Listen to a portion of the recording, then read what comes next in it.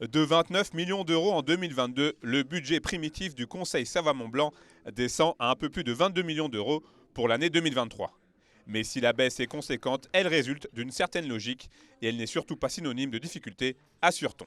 C'était annoncé, c'est qu'on a repris en direct le financement de l'agriculture, sans pour autant remettre en cause le financement des structures bidépartementales. C'est la seule différence et on continue de travailler ensemble comme vous avez pu le constater. On se parle, on se rencontre régulièrement.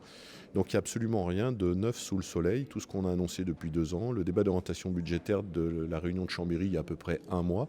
Donc je vous rassure, tout va bien. Dans le détail, la part belle est une nouvelle fois donnée à la promotion touristique, avec notamment le vote d'une subvention de 9,8 millions d'euros en faveur de l'agence Savoie-Mont-Blanc. La lecture publique, elle, sera créditée de 2 millions d'euros. La somme est quasiment identique pour l'enseignement supérieur, avec notamment 1,5 million d'euros pour l'USMB, grâce à la prolongation d'1 an du contrat 2019-2022. Enfin, 7,3 millions d'euros seront alloués au paiement des derniers engagements en matière de bois et d'environnement. Et alors que certaines dissensions sont apparues ces derniers mois, les deux assemblées départementales sont en accord sur une chose, la fin annoncée du Conseil Savoie-Mont-Blanc n'aura que très peu d'incidence pour la suite.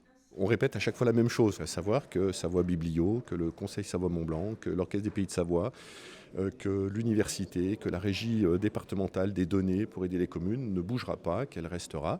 Et puis ensuite, sur notamment l'agriculture ou sur le tourisme, on continuera de travailler ensemble, mais les financements viendront de chaque côté, par chaque département, ce qui nous permettra à la fois de continuer à travailler ensemble, et puis si un département, parce qu'on n'est quand même pas tout à fait pareil dans tout, veut faire différemment, veut faire un peu plus, et bien il pourra le faire, sans pour autant remettre en cause ce qu'on fait ensemble. Voilà. Et pour souligner la réussite de l'organisation des championnats du monde de ski alpin 2023, le CSMB et donc la Haute-Savoie indirectement se sont engagés à verser 300 000 euros à l'association Courchevel-Méribel 2023.